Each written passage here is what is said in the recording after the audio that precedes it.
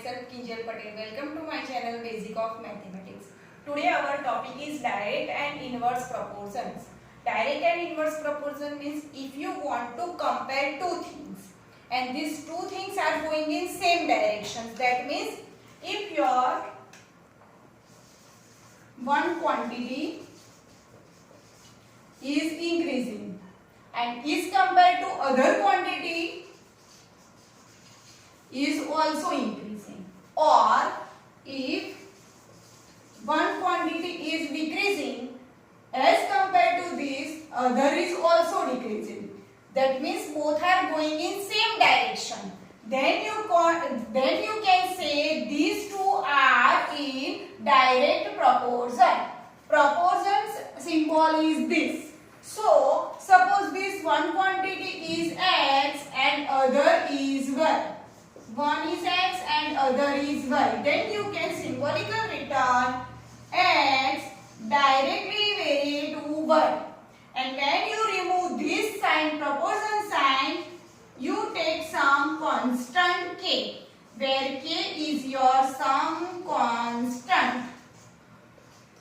In short, you can say, if you take y here, x by y is equal to constant k. Means two quantities ratios in the same is the same. Then inverse proportion. Inverse proportion, then that means if your one quantity is increasing, suppose x, and is compared to this, other quantity is decreasing. In other case, one quantity, suppose x, is decreasing as compared to this other quantity y is increasing. That means both are going in opposite directions. One is increased and other is decreased as compared to this, and one is decreased, other is increased. Then you can say x varies inverse of y. That means x proportion to 1 upon y. This is called inverse of 1. Whenever remove your proportion sign, you take some constant. So k into 1 upon y. So you can write x into y is equal to some constant k. For better understanding, we take two example and explain this example here. If the weight of 12 sheets of paper is 40 gram, how many sheets of same paper would weigh 20 gram? So definitely logically you should be think this. 12 sheets weight is 40 gram. That means number of sheet increases, definitely its weight is increasing. That's why these are going in direct variation, direct proportion. So here you should be take one quantity is x and other quantity is y. So here we take weight of sheets. The weight of 12 sheets. That's why we take number of sheets. Number of sheets take x and weight of sheets take y. So here x directly proportional to y because both are going in same direction, both are in going increasing directions. Now what is given in your question? Whenever your number of sheet is 12, its weight is 40 gram. And whenever your number of sheets, how many its weight become 20 gram? So weight is 20 gram is given, but number of sheet is not given. And you take this is symbol x and this is y. So you take this is your x1, this is your y1. This is your x2 and this is your y2. Now here x directly proportion to y. That's why x is equal to ky. Therefore x by y is equal to some constant. And this is applicable for how many variables value is given, whatever variable value is given in your question. So here this become for a two case. x1 upon y1 is equal to x2 upon y2 because both answers are equal.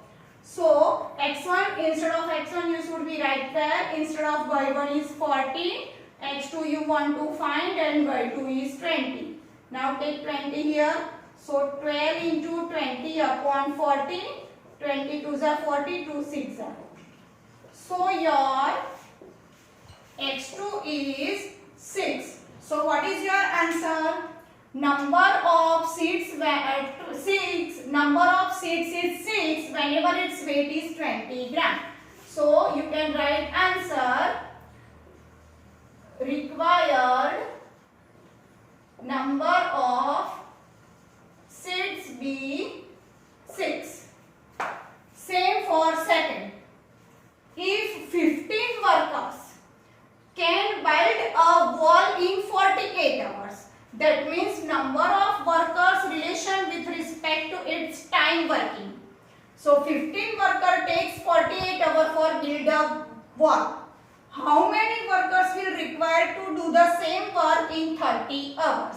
Now, whenever your worker is increasing, your time of making a wall become decreasing, because number of worker is more, then time consuming is less. So both are going in inverse, both are going in opposite direction. That's why this type of case is called inverse proportion. So we take here,